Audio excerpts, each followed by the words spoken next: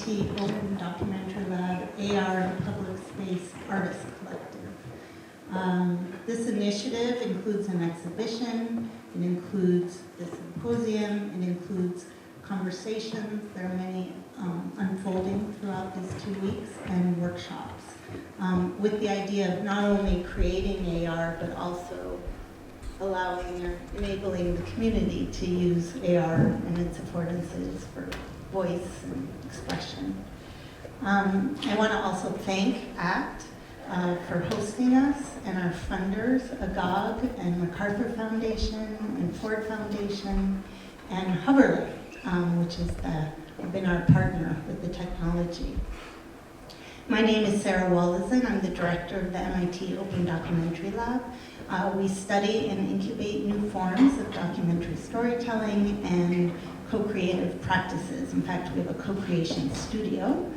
And we look at creating with emerging technologies, but also critiquing them with the documentaries we make, with the reports we do, articles, and we also are field builders. We're very outward facing, not an inward lab. We're really in dialogue with the field of documentarians and artists and many other people to really move this field forward, and also to do research. And this is in fact what this project is. It's a really interesting interrogation of augmented reality, of documentary, of place, and what it means to create documentaries in a place, and how you go about it.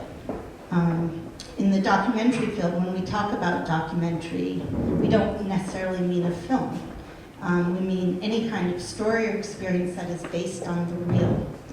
In the documentary field, people often reference the definition coined by John Gerson, the founder of the National Film Board of Canada, the creative treatment of actuality. Combining that notion of documentary with augmented reality, we explore augmentation, the digital overlay on the physical, and its aesthetic, civic, and political implications. How can you make you see a place anew, be a counter-narrative to dominant narratives, a memorial to a buried or unknown story, a place of inquiry and imagination where the past, present, and future meet? And also really, what is the language? How do we do that? It's very different than a documentary. What does it mean to work with AR, and what can you say, and how do you say it? And when we think about AR, it's really an experimental medium, and we mean that in all the ways. It's emerging, there's still no set language, or there's a lot of research that needs to go into understanding what can be done, and that's what is the strength of this collective, as well as being a collective, which we'll talk about. And as we watch unprecedented assaults on our freedom of speech in the US, it's interesting to think about what role augmented reality can play as resistance to censorship, as it's both invisible and visible. These are the kind of questions we're asking, and the dialogues we want to engender with layers of place, and tonight's conversation with the collective. You have all their bios in the program, so we're not going to go into people's bios, but I will ask them to introduce themselves and a brief description of your project, and what layer of MIT are you making visible? I would have clapped for you. I thought that was really good.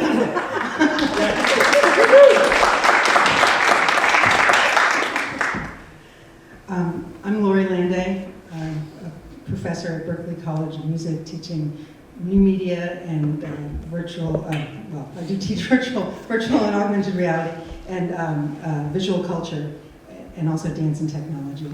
And my piece is moving memory, and it is cited in the Plensa sculpture, Alchemist. And it's about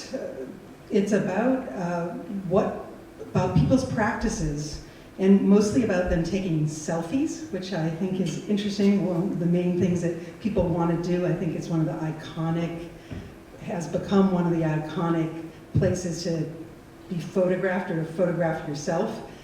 right there, on Mass Ave, and why people are doing that and the poses they take, I've really observed.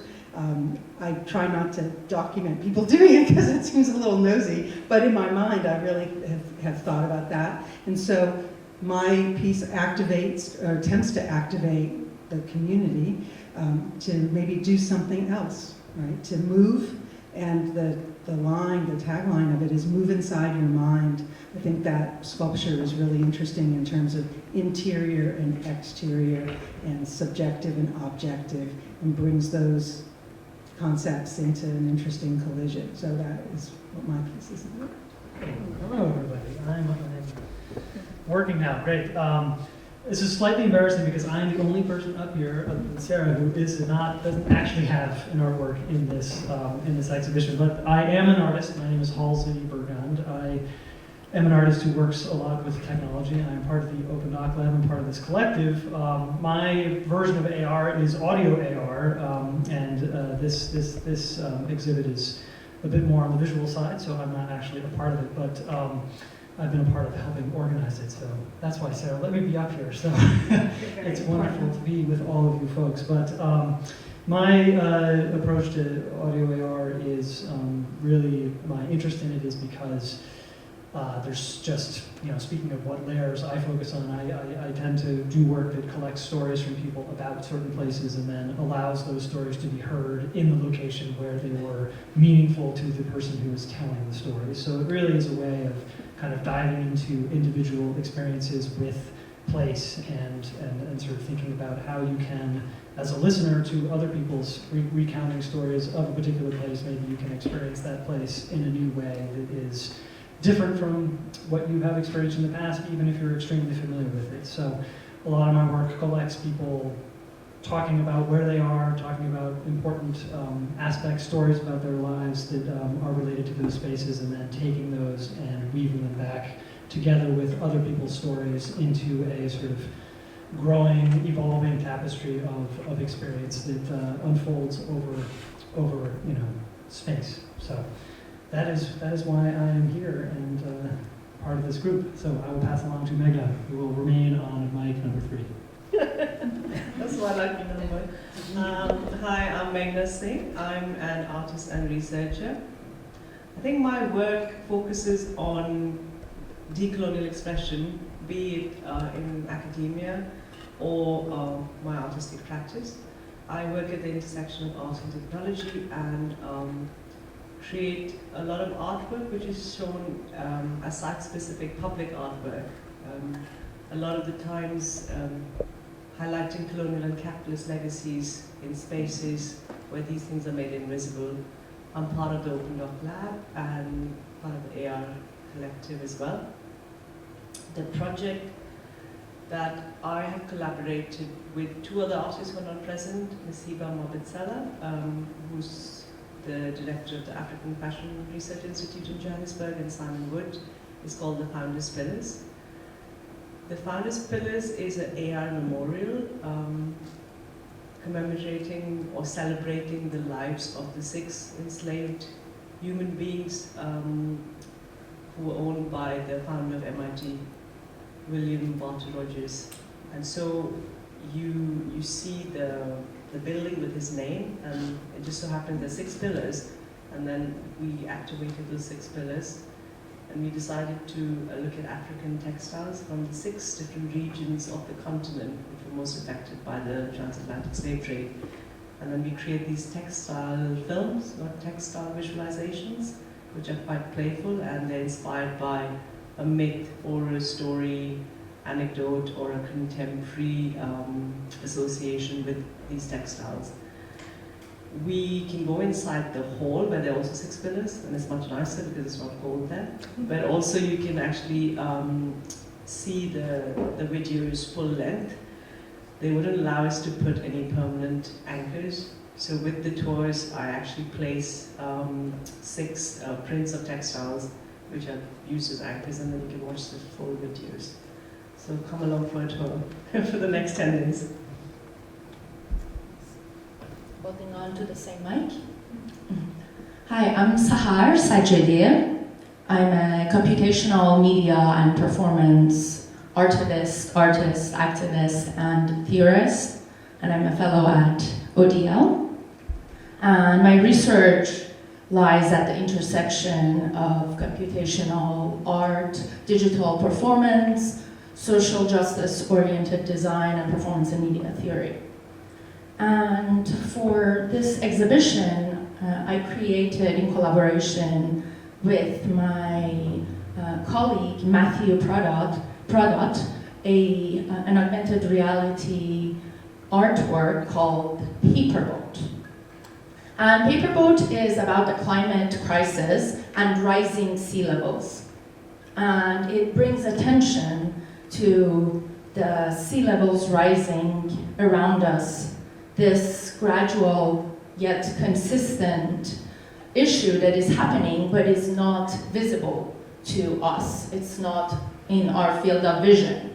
And we wanted to use AR in this artwork to bring attention to rising sea levels, to melting glaciers, to the extensive emission of CO2 and the climate crisis that we are encountering, and make it visible to our community, and use the affordances of this technology so this water, these rising waters, would be encapsulating our bodies.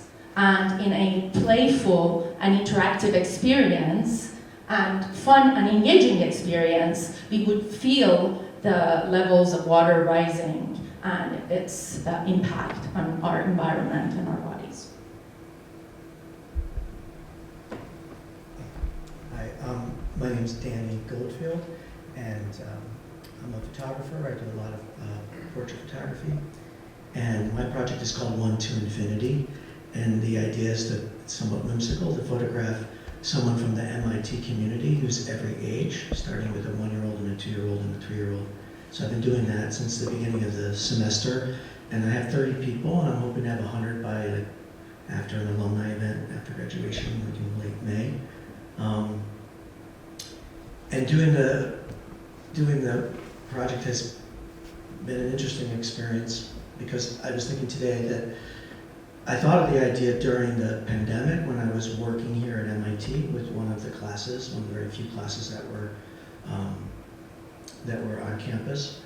And at night I would be working and no one else would be around, and I would walk around campus and I wouldn't see a soul anywhere. And that's sort of where the idea was to take this portrait series and have it was, I had the portrait series already in mind, but I have it inhabit the infinite corridor, like have the photos running down there. And then in the process of doing it these past few months and I'd never used Hoverlay before, I chose to have the objects be anchored to the user. And yesterday we were talking about site-specific artwork, and I was thinking today, is my thing site-specific? Because you don't have to be at MIT to see this portrait series. And I take, because it's anchored to the user, I don't know how to explain it, but and I've sent the link to people around the world, and I have like videos of people walking down essentially the infinite corridor that shapes, molded by the corridors. It was designed for that. And then they're encountering different people from the community. And like a friend of mine from Chile sent a video. So I don't know, I was thinking there's some idea of maybe stretching the infinite corridor to even be more infinite. And also that it gives some people maybe access to this very elite institution where not a lot of people are able to walk the hallways, pandemic or otherwise. Are we still using the same link?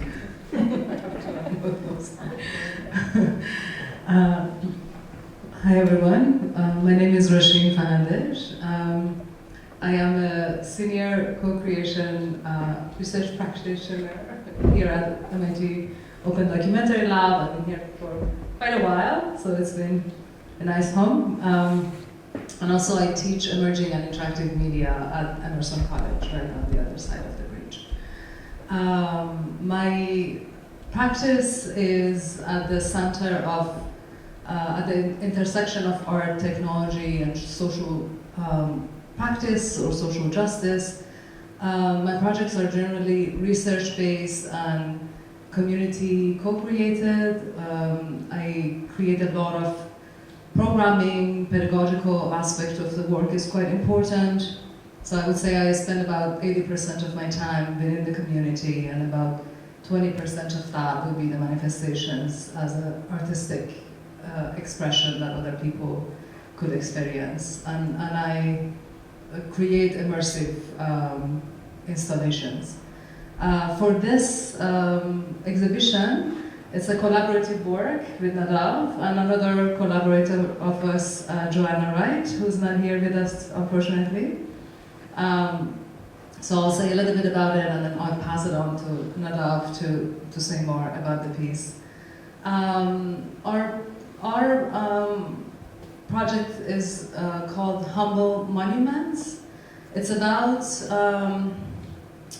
the relationship of humans with non-human entities, and particularly plants and ecosystem around us. It's about a space of care and tenderness toward a relationship, a deeper relationship with our surrounding. And it is about ecology and environmental issues, but coming to it from this perspective of how we can find the intimate relationships between humans and the environment, or through this project bring more attention to that as a way of cultivating our attention and care to our surrounding, to this ecosystem that we are part of. One of our major sort of inspirations as we were doing our research, a faculty here at MIT, Kate Brown, who's a historian but has done amazing work, and she has an upcoming book. It's called Tiny Gardens. And when we were working on the project, we find great affinity with her work also, because we were aiming to bring digital gardens, bring people's intimate relationships, garden, plants, and things that they find relationship with to, and their stories into this public site, and create digital gardens that reimagines a public site, and that is underutilized. And her project is about this sort of community effort and collective effort of gardening as this act of care and intimacy, but then as this sort of way of creating and contributing to climate justice in a way, by thinking about people in every space that they have, they create a nurturing space for plants. So our experience is, a big portion of it is also based on her garden. I think I will stop there and let Nadav take on the rest of the experience. Thank you. Thanks everyone for coming. Sorry, Mark, for organizing. So I'm Nadav Asso. I'm part of Humble Monuments team. I'm an artist working with, I call it expanded media, I guess. So usually involving some form of, whether it's video or sound or other technology. And my work really deals with these relationships between people, one person and another, or often in relation to their immediate environment, whether it's investigating what home means, or whether it's trying to map the unmappable, or portray various types of pretty intimate relationships.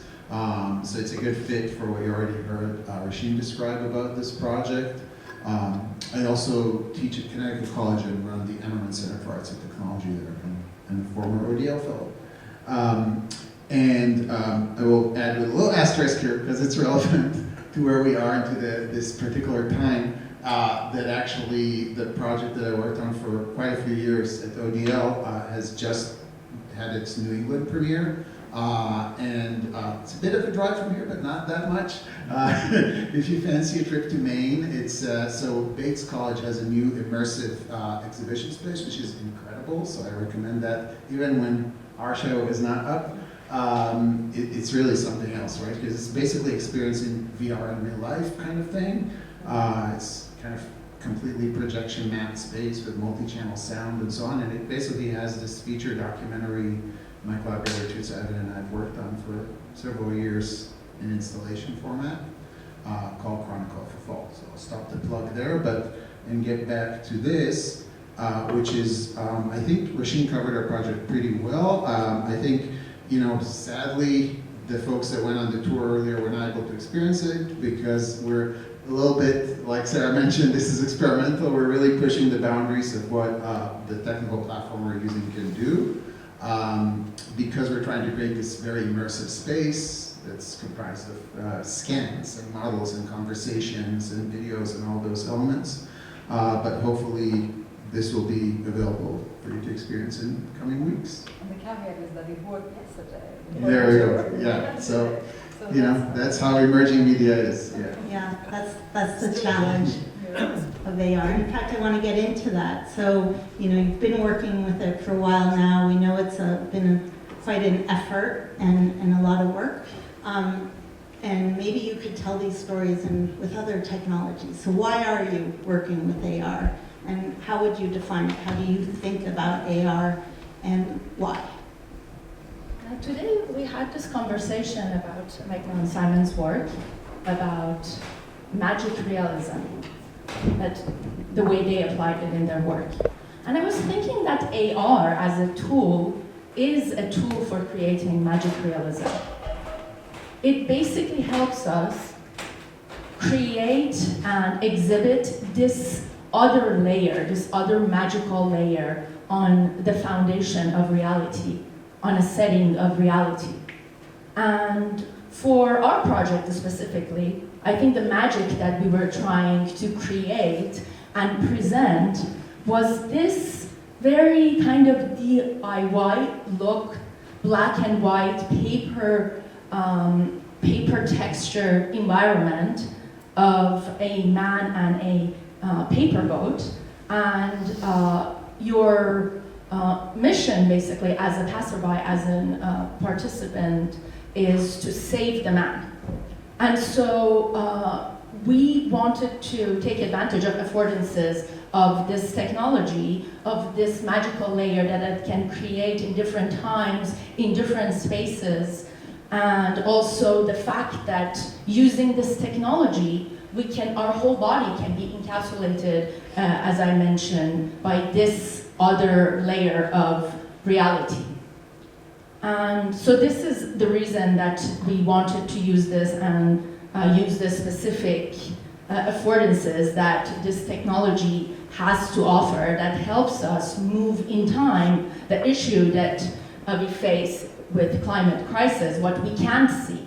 And so we can move in time and space and not only see but also feel how rising sea levels will impact our environment. Oh, and I want to say one more thing. In Farsi, we have this expression which says, "Az dil beravad hara ke az dide beraft," meaning anything that leaves our vision leaves our mind and our heart. So, using this technology, we wanted to bring these issues to our field of vision so that our mind and bodies would be able to respond to these inevitable issues in our society. Say something about this. Well, what I'm thinking about is that I feel like I use a lot of different tools to create media, and my camera is like a fully matured tool. Like it's not in beta, it's not experimental, and so for me, using the AR, I embraced it because it has a lot of limitations. The interface of building the experience, the interface for the user, interacting with the experience. and I enjoyed, and I might have fixated a little bit too much on the limitations, and now I still want to ideate and change and update what I've built over there. And I want to kind of focus a little bit more on the affordances. And again, like last night, looking at some of the animation and some of the projects, I could see how it's inspiring to see other people at this table, their work, and how maybe I can apply it to what I'm doing. And there's this sort of like Lori's project. It's this very sort of lyrical, like for lack of a better word, loose, fun experience. And my thing is like still like feels a little tight, and I like the idea of wanting to sort of anyway, focus on the affordances versus the limitations. I think, can I just quickly go? I'll be quick. I also like, you know, to create something which otherwise would be physically impossible and too expensive, and so you would just give up. And also, I think this Sarah brought up, like, you know, the notion of resistance and doing something where you don't necessarily have to wait for months for permission, and you can do it. So a lot of the projects here, if you look at them, you know, where would be physically, like Yusuf's project, where would we physically construct a room and kind of present Alan Schwartz's the space, or for the pillars, you know, like where would we ever get permission to actually do something to those pillars? I don't think so. You know, we could spend months just trying to get permission to put anchors, and that wouldn't happen. So I think there's also a kind of practical element for artists to do something without, you know, kind of going around this issue of permissions and the expense and the cost, and to navigate all those, besides what everyone else has said. So, I mean, so when we speak about AR, also one thing that's interesting, and it came up a lot in conversations over the last couple of years in this group we've had, is that it's such a loose term still, an open term. Right now we're using a particular app, but really it takes many, many different forms. In fact, it doesn't even have to be digital. And that's, I think, another important aspect, right, to keep in mind, because each of these forms also has completely different affordances, right? Like projection mapping is one thing, or broadcasting local radio frequencies, right, is a completely different thing, right? And all those things make you act differently with your body on site and relate to the site differently. So that's one kind of just thing to keep in mind, even when we talk about that, right? And then I think if we specifically talk about an app, like what we're using now, it just kind of, you know, one thing that has been coming up a lot for me is this split attention, right? So there's this ambivalent relationship where when you're using your phone or any such device, you're half there, you're half not there. But, you know, that's a condition we inhabit kind of thoughtlessly much of the day. And in a way, there's something really interesting about making artwork intentionally for that condition, right? Using that as a, you know, something self-reflective, right? And I think that's something that comes out with a lot of the projects here.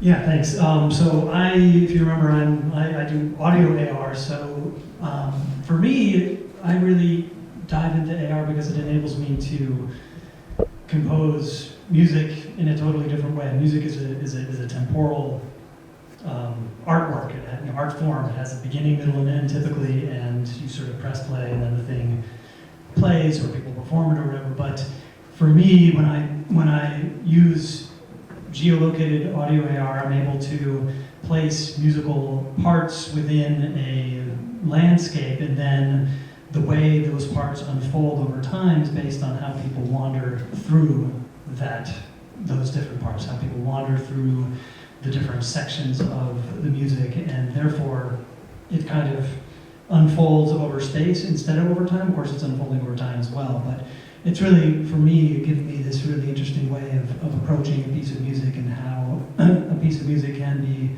flexibly, can sort of flexibly unfold over time, and can give everybody who experiences it their own sort of unique version, if you will, based on, again, how they walk.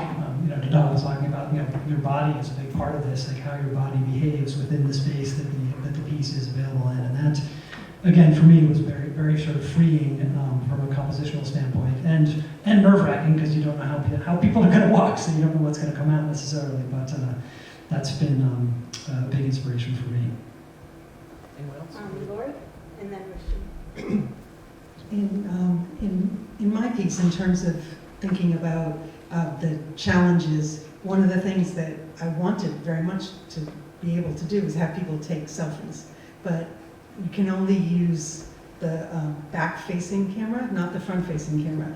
And I went around with Nicholas from Hoverlay, and, well, on this app you can do it, and I looked up how to do it in Unity. I can do it in Unity. I can do this and do this. And we said, look, we can't develop it for this. You know, maybe at some point. And we went with Halsey as well. You know, but, well, how about this? How about this? And you know, I know from working with virtual reality and also augmented reality. And I've put augmented reality stuff around for my visual culture students around the Museum of Fine Arts for, I don't know, at least 10 years, various apps and things. Which, and when I told them that I had done that, they were like, really? I said, yeah, see, you don't know. It doesn't hurt anything. It doesn't do anything. And they were like, okay, I mean, I don't know how much longer that's going to be the case, but and sometimes when I did put a marker down, a QR code down on the ground, they maybe picked it up. Like, that's the thing that nobody wants you to do, right, is put anything in the space. But when it's something else where it's just on the web or it's a marker based, where it's the painting itself is usually what I do. Well, anyway, but in terms of like the limitations of it, I know from the past and other things that if you can lean into what the technology is already good at, then it's a much smoother road than trying to like bang your head over and over again against the limitations of what it is. But it is in our nature, I think, as people who are being innovative and experimenting and working with new media, whatever that new media is at any time, emerging media, to want to push the boundary. So it's a bit of a dance back and forth in that way. And also playing with the glitch. Right? Playing with the glitch, yeah. Rashid. I think one, just thinking about the tools and especially emerging media tools, that they have certain affordances and qualities, but also limitations. It's interesting, like, especially particularly with the AR, there are several things. One, I want to bring it back to the activism that Magna mentioned, that the possibility of intervention in the public space and dialogue in public space without permission, especially at the age and time that we are now, I think is a very kind of powerful tool. Yes, there are glitches, and yes, there are challenges. We are dealing with mobile phone, with many different sort of, in terms of like all the limitations that might bring with it. But however, I think you let go of certain aspect and you gain others. So I think with AR and VR, you lose as an author or as a maker, you lose control in many aspects, and that's the beauty of it. You design in dialogue with the participants and visitors. So I think there is a tension there, especially for artists when we are dealing, and also which I think is a potential and a beauty of these emerging technologies. The other aspect of it is also certain tool allows for this breaking of the power dynamic to happen. And when we are thinking about system and system critique, I think the activism aspect of it, but also Hoverlay, we had challenges a lot of us had in the process, of course, but we were trying to push the boundary of this technology with bringing really massive amount of scans of gardens into this space and create a sort of magical environment of this large grass field at MIT site and transform it into this sort of magical realism garden of stories and plants. and I think also with these, because it's a sandbox, pushing the edge of technology is an interesting thing. And both when you're thinking about working with the community, what I am interested is thinking about how that aspect of the sandboxiness brings a form of playfulness that allows people from many different experiences to come to that space, especially when we are talking about community co-creation or bringing different ages of groups, not just as participants, but as collaborator with the tools, which I think that's a kind of potential also to consider, like when we are thinking about democratizing the technology, not as an experience, but actually as makers and thinkers and thinking with these tools together. So I think for our project is definitely this launch of the project is the beginning of thinking about then how this experience could facilitate workshops and engagements with broader community, that the technology becomes the tool for thinking and activism in a way. That's great. Let's talk about that a little more. You know, you're creating in a place which has community, different levels of community. There's the students, there's the MIT community, there's the local community in Cambridge. How are you thinking about community in your project? As collaborators, as participants, as co-creators, what do you think about of the people that are part of this place? I think for our project, the co-creation was at different levels. Of course, there was, Nasiba, who's the textile expert, and him sort of researching and also working with traders, fabric traders from different parts of the African continent in Johannesburg to source the fabrics, and the art museum. So that's one collaboration, and then between Simon and me and our editor and the After Effects, that's the kind of creation. But then, like you said something very interesting, Sarah. You said that we're doing a tour for the students from the African Student Association on Tuesday, and they're very excited about hearing about the project and engaging with it. And you said that is also kind of co-creation. And I'd never looked at it that way, that when the audience kind of engages with your project, does that also become a part of the community and the co-creation? Because then something else can come out of it as well. So yeah, I think for our project, placing something out there, but then the dialogue it generates, and people who want to come on the tours, and then have special events to kind of get sort of concentrated time talking about a project.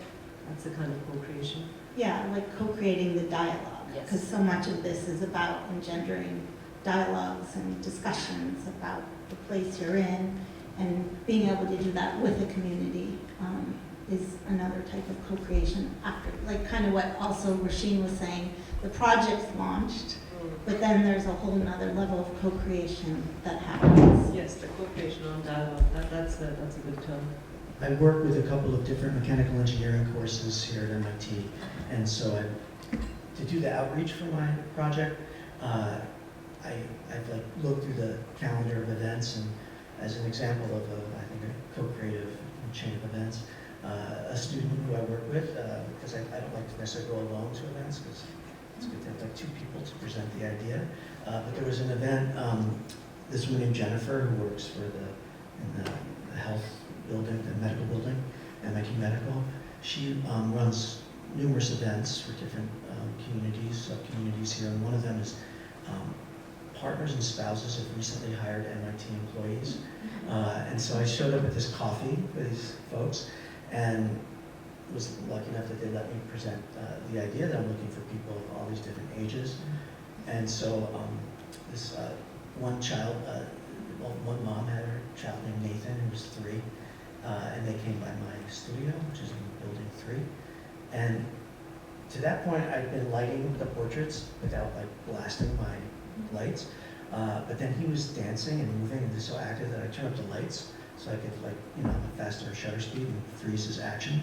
And so I always, I definitely feel like I learned from him, because subsequently all the portraits that I've done the same sort of lighting scheme, and I've turned on music, and a 75-year-old retired MIT librarian was, dancing, and it kind of came from Nathan to this guy, Peter. So that's the experience I'm having as a creative space, and I'm like, bumping into people in the hallway, and I do, again, I said it earlier, I'm hoping to engage with many more people to find more subjects.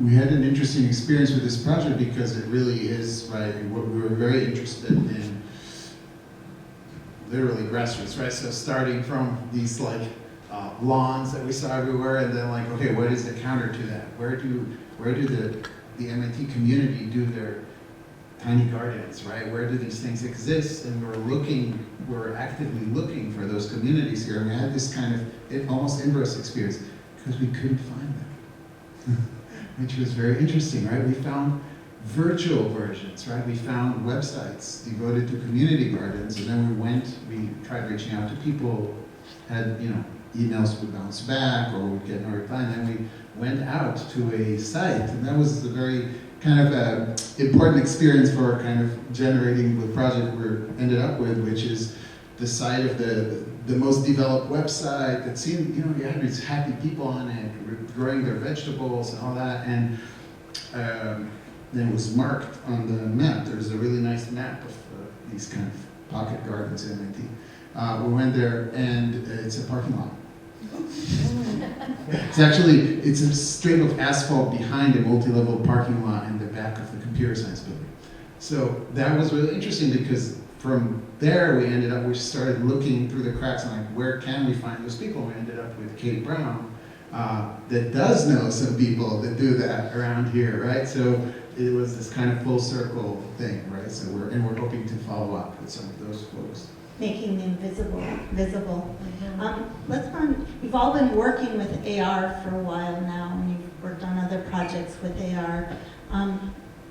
What makes good AR? And what is there any language that's emerging that you're seeing? Because so many other established media, there's languages and grammars that we've developed. What about AR? I'm holding a mic, so I'm going to talk. I had such a good answer for the other question, but I'll answer this one. I was really ready. I'm going to work in my answer from the other question into this one. I'm going to, So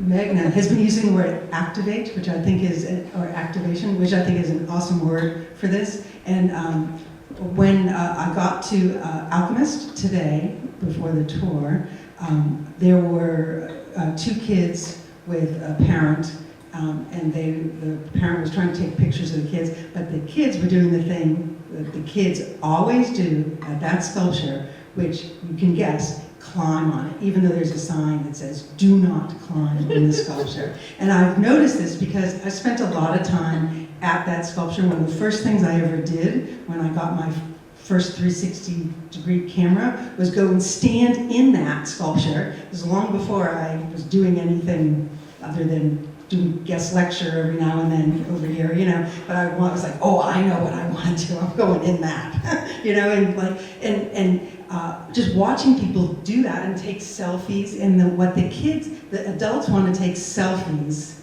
to pose and stay still, and the kids want to climb on it, get in it. They would climb up it if the adults would let them. And so that's some of what that activation is like. We don't get to ourselves, in my piece, climb all over it, but we get to see all these colorful little figures climb and dance and do various things in it. So I think one of the criteria for success, or what makes a good AR piece, is that it is imaginatively activating something in that way that is vicarious, right? There's an element of something that's vicarious, where maybe and actually when I've written about criteria for virtual reality. I think there are things that we can't do in our actual world, things that we don't want to do, that we we don't actually want to do them in our actual world. And maybe things that, I don't know, there's a third one, I can't remember now, I'll hand it off. Anyone else wanna? I have a quick reply. I think good AR for me, from what I've seen, is something that really surprises me, and a lot of times makes me smile. You know, it's like good art. You know, it just kind of sort of does something to you, which says like, why didn't I think of this? Because this is a really good idea. No, I think it's just sort of something which activates a space, and you see something you least expect, and you feel like, you know, this is really clever, and it speaks so much to that space which is it's activating. So I think, and of course if it works. Making you see a place differently. Yes. Yeah, exactly. And yeah, I like that term, activation of the place. I would also use reclaiming the place, reclaiming the environment. And I think it's a tool that can help us see the environment, the places that we just pass by quickly every day, for a moment longer. Reflect on it, have a conversation maybe, and maybe next time we pass by it, we see it differently. For us was the manhole covers, something we don't pay attention to at all. And this project even made us go around, take pictures of so many manhole covers, and see even the architecture of a space, if we want to put our focus on these manhole covers, what is happening underneath it, what is gonna happen above it. And we were hoping that by reactivating, reclaiming this space, showing something to the passerbys, make them also pause next time and see it a little differently. So one thing that's been really important, this is a collective, and that's been something really important to this group, both in terms of our process and the outcome, right? Just so you know, there was the Artfinity Festival, and that's where this all started, thinking about MIT and what we could say about it and to it and with it. And of our projects, 3 projects were chosen. And so we had this moment as a collective of whether we just support the 3 projects and let them go through and have it curated that way, or whether we stick together as a collective and say, no, it's all or nothing. So we had an interesting way that we dealt with that. I don't know if someone wants to talk about what they saw and what we did, or what it's meant to be in this collective. I think you said reclaim. I think we reclaimed it for ourselves in a very clever way. Yeah, and it's been amazing that how, in that moment of test, there's this kind of time, we could have easily said that, the 3 projects have been selected and they're getting this amount of whatever funds to do the projects. And there was quite a bit of back and forth, and finally the group decided, no, we're in this together, and we're going to split the money amongst the 7 projects instead of just the 3. And yes, Artfinity happened and the projects happened, but I think what's been more important is creating this showcase layers of space, and then making sure all the 7 projects are showing. And this has become the main event, and not what was the main event. So yeah, I think we reclaimed it for ourselves. And why was working as a collective so important? Like what does it say? What does it put out there in the world? It is the fact that we come into a collective, and that we can see through is actually the essence of a collective. Because it's so easy to kind of say we're in this group and we're in that group, and people want to do lots of different things, right? Like you want to be part of this, and it's kind of interesting for you, and it's kind of good to say that. But I think it's the fact that we can support each other. It doesn't matter, because everyone spent time thinking about their projects, putting all the time, so we respect each other and our time. And I guess that's the essence of a collective. Yeah, I would just add to that you know, the collective does have a 2 to 3 year history of getting together weekly, virtually. 5-year history? Oh my God. Okay, so apparently I'm very old and I can't remember how long things happened. But in any case, we have a long history of being together, and in some senses, it feels like, you know, all of these projects sort of came out of this time together. So of course the projects are by the individual artists in the group, but in some sense they are projects by the group in the way that we have discussed them, we have talked about, you know, we've talked about the specific project, but also about the topics of, you know, AR generally, and I don't know, it certainly was very inspirational for me, and I feel that if we were to preference, I don't know, it just feels like all the projects are kind of, you know,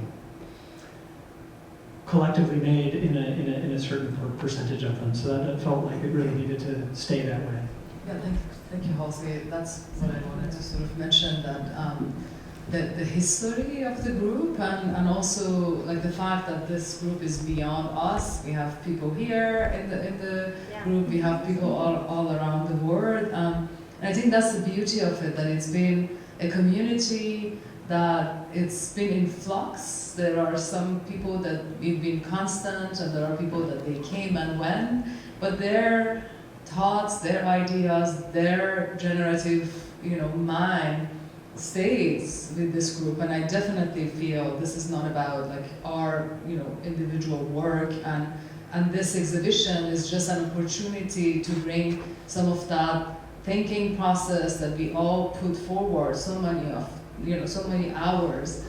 So it is the result of a research group, and the idea, like all that sort of essence that especially Sarah like talked about at the beginning very beautifully, and also William has written a beautiful text that I recommend everybody to read. It's been really about a thinking process around critically engaging with the possibilities and also challenges of new tools and technologies, and also how can we use them differently, right? Like AR is being used in many different industries, but then like our interest is about bringing attention to the space, a dialogue with the history of a location. And I think to that question that you mentioned, when AR is successful, I feel like the tool is still not fully there because it's challenging to do things very site-specifically.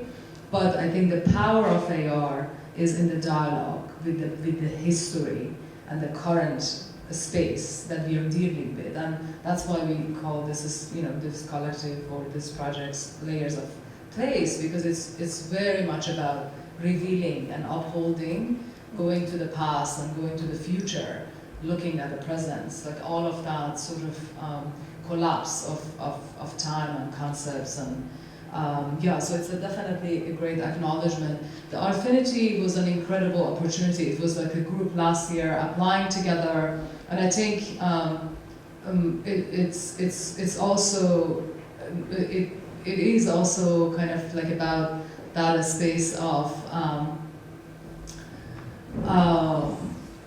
again, like upholding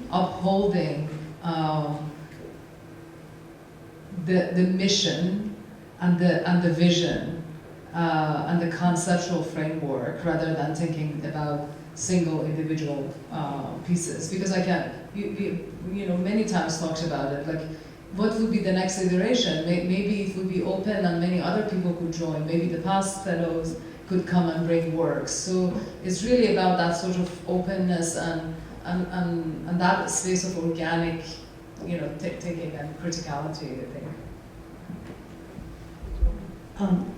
Yes, but Rasheen just spoke about so many of the ideas I was considering so beautifully. But I just want to say that when I came into the project, there already was such a wonderful and established research framework, and it was fascinating to me. I mean, as someone who, as a scholar and thinking about the area of, you know, augmentation. It was a different approach than anything I had really encountered before, and it had a coherence to it. I was very happy to join that research group and take part of it and contribute to it. Artemis is really important in that as well.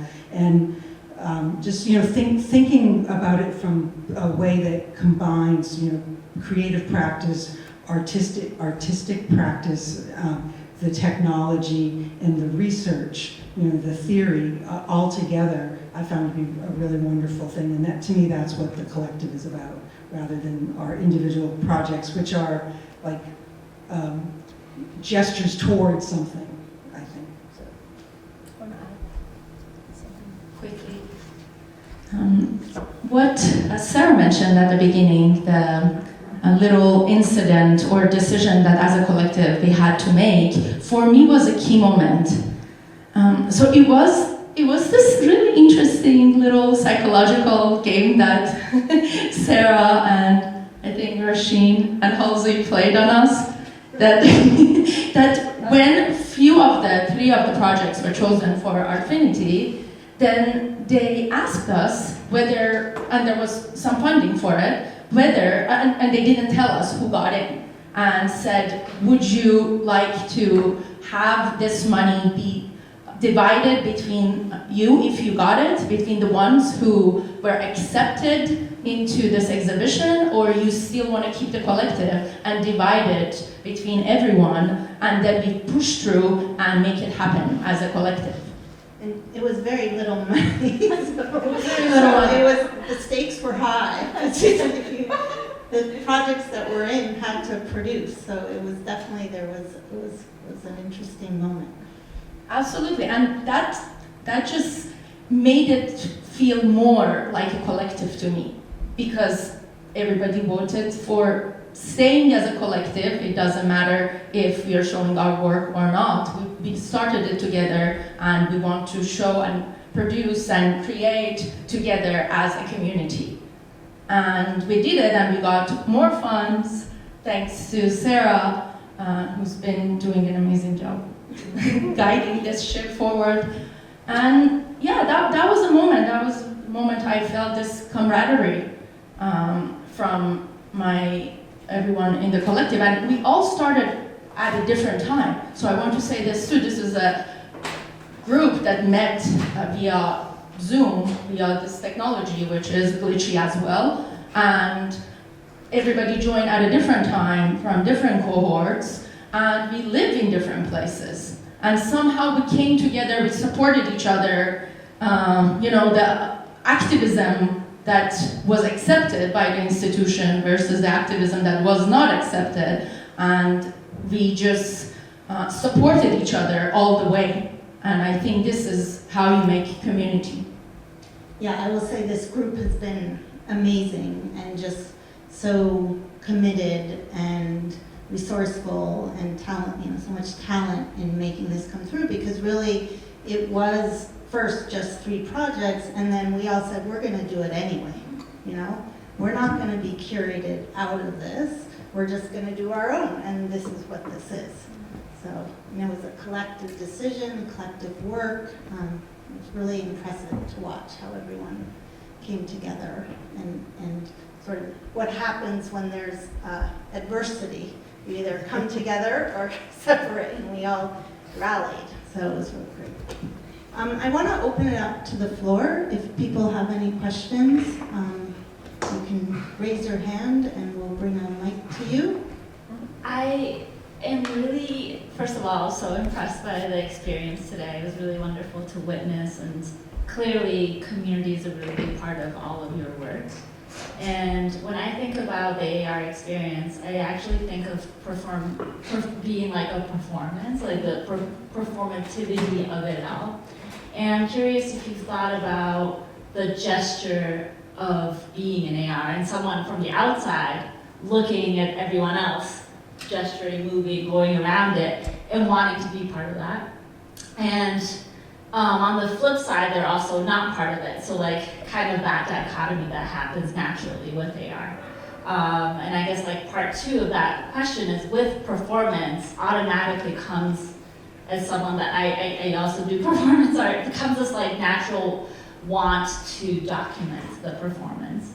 And for some of you, like, right, you wanted the other way of the camera to face you, but I'm curious about how you think of documentation through AR versus documentation through your audience. Yeah.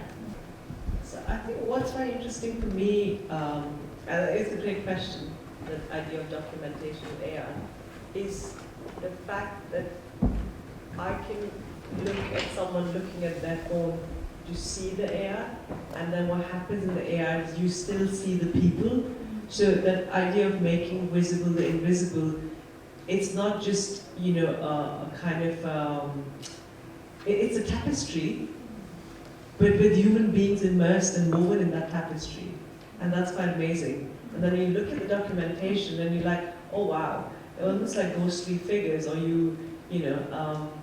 so that I think is very interesting in the documentation. It kind of feeds into the idea of what AR enables. Anyone want to talk about performance? Oh, Rishi. No, okay. Because no, you two are more, but I'm happy to talk. Go ahead. Okay. Go ahead. See, that's how we are. We're just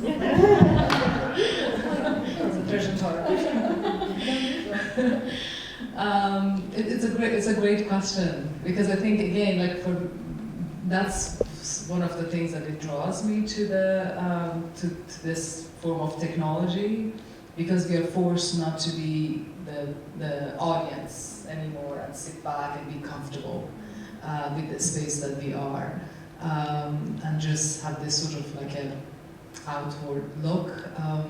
And the awkwardness of it, right? Like because even though we are all very it's an interesting space between being so familiar and intimate with your tool, but at the same time, which is almost like the extension of our bodies, right? At this day and age, but at the same time being sort of guided or ushered or forced to act differently with it and see through it rather than see it. So it becomes almost like we were thinking a lot about magnifying glass and different ways of perception, and kind of making you bend down and be intimate to something, or making something super gigantic that you have to like look up.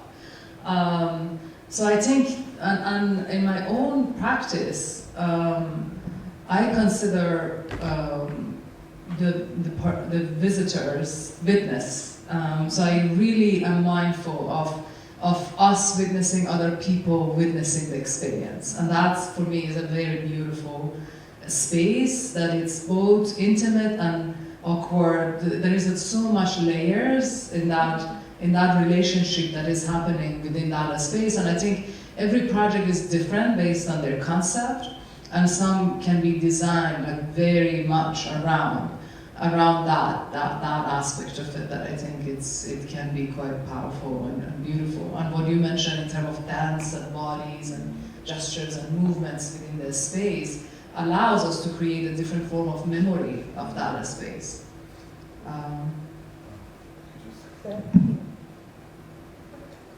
And just to tack on, related to our project, we were really brainstorming a lot with Joanna about a project about how to get past that whole, like, somebody frozen in another world in their phone, right?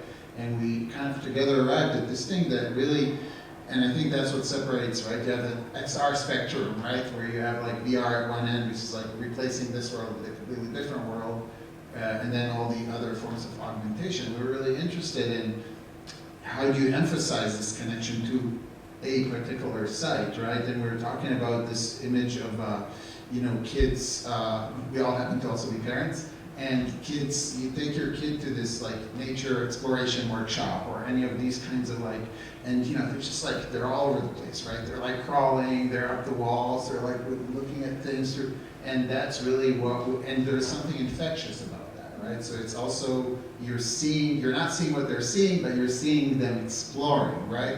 Whereas with VR, you're seeing somebody do that, but there's a wall between you, right? And here there's a bit more of an invitation, and maybe they come over and they download the thing, and then they can get into that too, right? If we're talking about the phone-based AR. I'll just say something about the performance.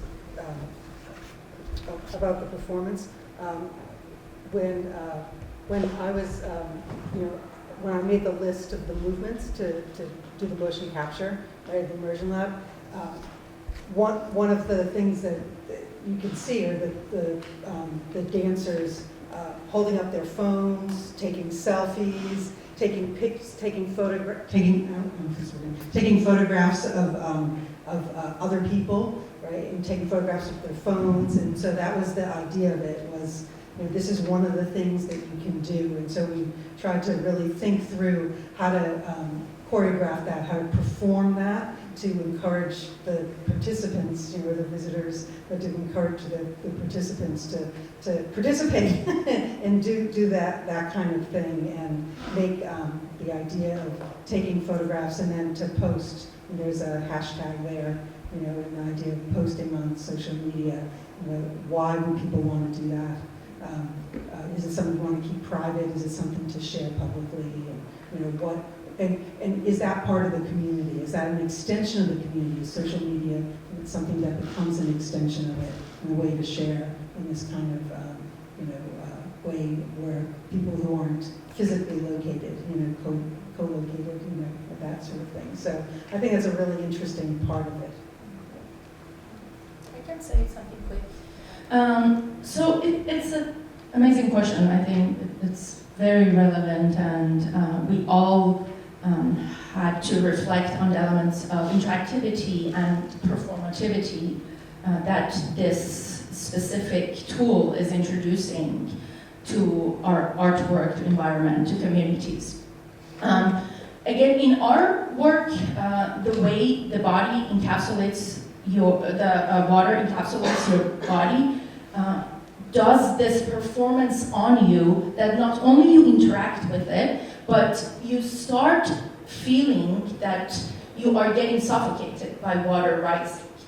And so this is, again, part of the affordances that this technology make available to us that is very performative. The technology, the images, the artwork that emerges through using this technology does action and performance on our body.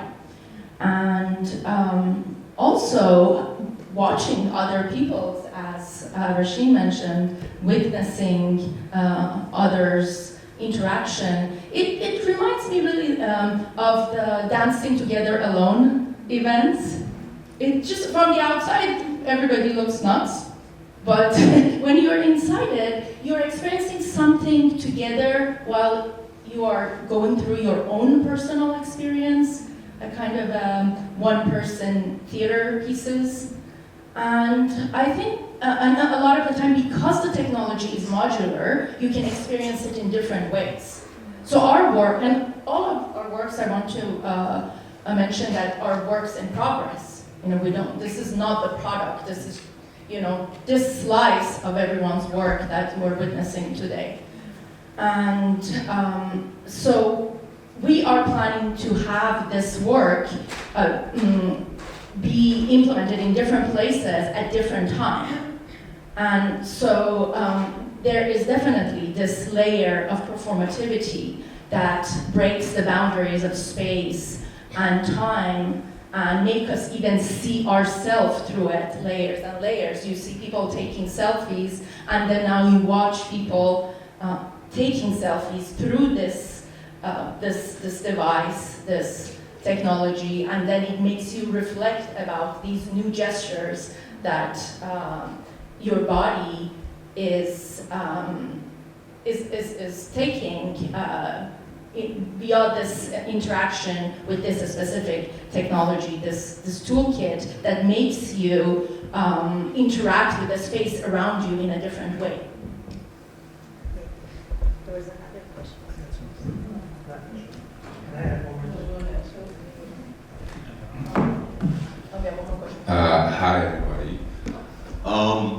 First of all, phenomenal work, each of you. My mind is blown away.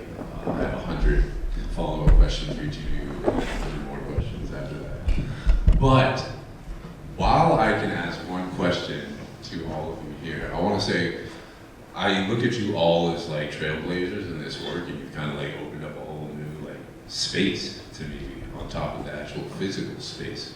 But one of the questions that comes to mind, because I see this as unfolding more and more in the future, and these are the very beginning stages, at least looking at place around this AR, is, and this is me wearing my community hat, who starts to own these places and decides who can put what where? And I think you brought up the question about permissions, you know, like you wouldn't be able to do this, you know, with painting something on the pillars. Right now you can do it because it's so new and exciting and what have you. Down the line, there's going to be ownership questions about who is able to use that space, and then it becomes who gets to create the story around that space. And how do y'all see that unfolding, and what is your roles in that as being pioneers in this space? That's a very big question. And first of all, thank you so much for coming and for so glad you enjoyed all of the other people's artworks. I did not have one, but in any case, I do think about this topic a lot, and I think you're very astute in imagining what future could exist, and I think we all probably agree that we want to push things in a direction where there isn't so much ownership, especially perhaps corporate ownership of these kinds of spaces. I've imagined dystopian futures where there's several channels that you can tune into of visual augmentation, and then people have to buy the billboards in each of those channels. The one that's above the football stadium is particularly expensive at certain times because it's this channel that people subscribe to, and they're looking through their glasses at it, and it's emblazoned with whatever kind of corporate message is trying to be sort of foisted upon us all. And that is something that is very scary to me. It's something I don't think a direction we want to go in, though there are parts of society that push things in these kinds of directions. And I hope that, I'd love to hear what other folks up here say, but I certainly hope that the work that I do has a sort of opposite notion of opening up those spaces and allowing other people to put their own, in my case, their own voice. You can leave your voice next to a particular tree. It doesn't cost you anything. You don't even have to sign up for anything. You can do it, and then there it is, and it can exist there for as long as my server in the cloud is up and functioning, right?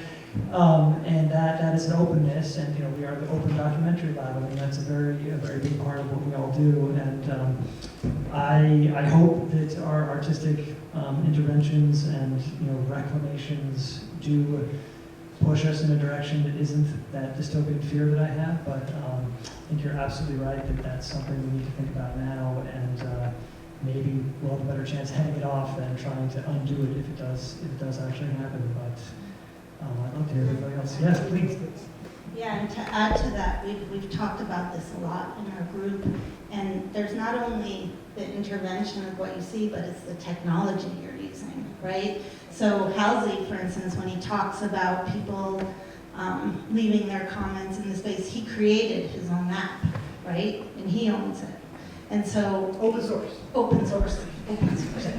Sorry, no ownership, open source. But the point being that a lot of these technologies where we even have to work with are owned by corporations, and Apple decides, for instance, what apps and what experiences go on its store, right? So people have all kinds of problems just putting up an AR. They're using, the Apple store, and so it's also a real issue with the privatization of the technology. And so what we chose Hoverlay also because it was locally not owned, but I guess it's owned. But it's Nicholas, this guy who's trying to help artists and do the right thing, and he loves believes in this technology, and so the spirit of the technology itself is right. And it's a big concern even when we say we're working in public space with AR, we're working with private technologies, you know? So that's just another angle to it. And the last thing I'll just say is that's what is exciting about it right now, and we've talked about this, the whole resistance, is it's under the radar. And it's like, how much can you do under the radar before it becomes mainstream and dominant? And can you steer it in a way so that perhaps there's some angle of independence that's left? So I'll be quick. I think one of the things which is very meaningful to the group, and we are doing quite a bit of it, is the question on accessibility. And I kind of believe in this idea of decolonization of digital technologies and access to it. So yesterday in the panel we had someone called Michael Dawson who was asked a question on what is successful AR. And he works with teenagers, and they sort of, you know, are mentored and they're in workshops, and so the tools are passed down. And he's like, if I can get a piece up and running, that's successful AR. He wasn't talking about the aesthetics and, you know, how nuanced it is or what the audience thinks. So if I can get it up and running, it's good AR because they're teenagers who are working on it. So even as part of layers of space, like they're workshops.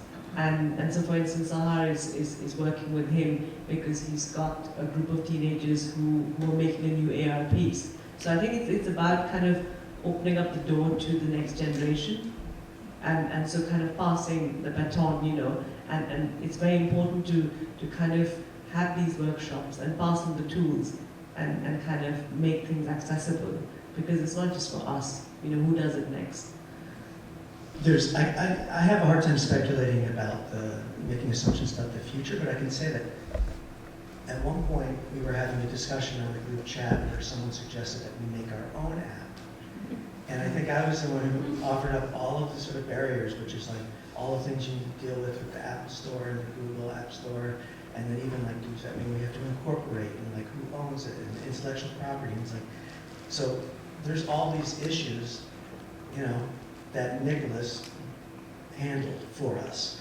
But then, so that's good that we had this tool and he dealt with all that, but then the problem is that barrier to entry, and then even offering him suggestions for upgrades on the tool, you know, for him to execute that, like it's expensive, and then to get it like approved and be tested and work on both apps. So he actually, I have 140 objects in one of the spaces that I created, and he never thought anyone, I guess, would have that many.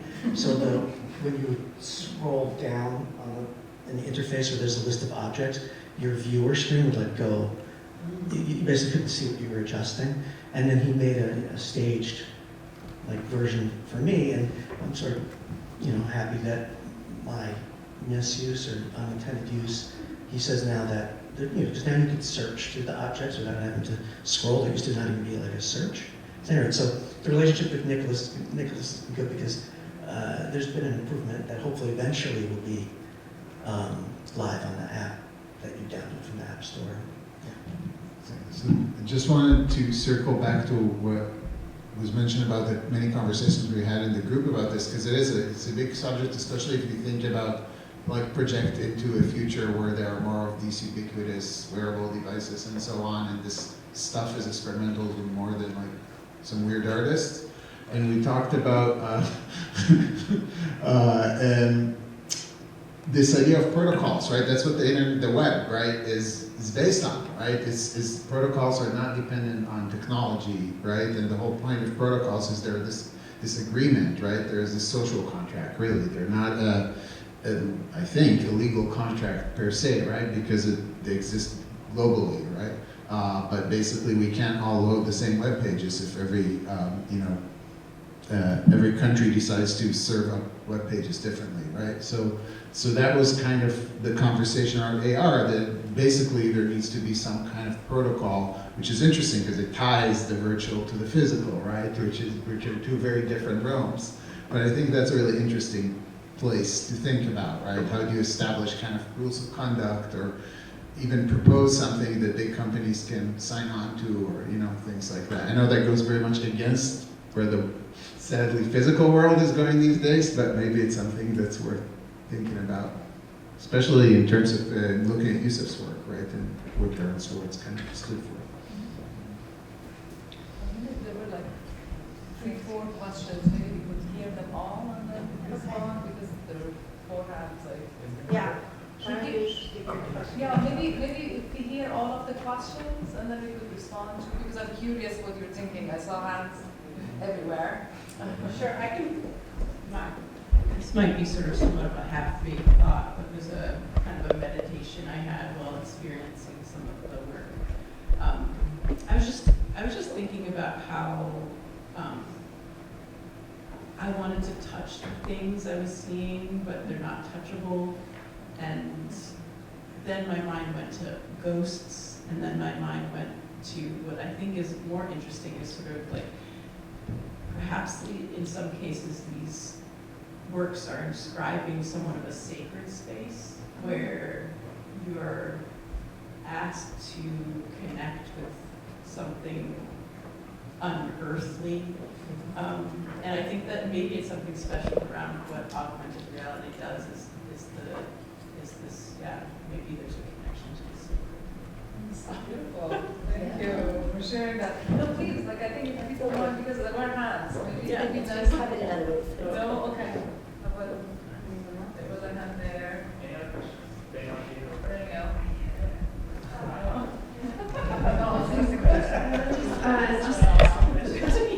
I don't know if you've seen the work of Kinfolk and Idris Brewster. It's just something that it's exciting to see, you know, that activation. And I learned a lot from the pieces I got to see. So thank you.